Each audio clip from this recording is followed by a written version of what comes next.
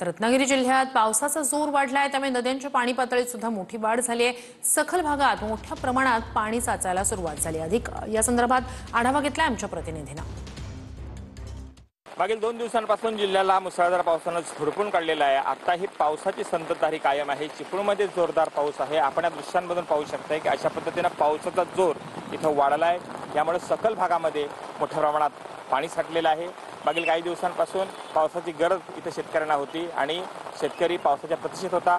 मात्र पाऊस अचानक सुरू झाला आणि जोरदार पडला आहे।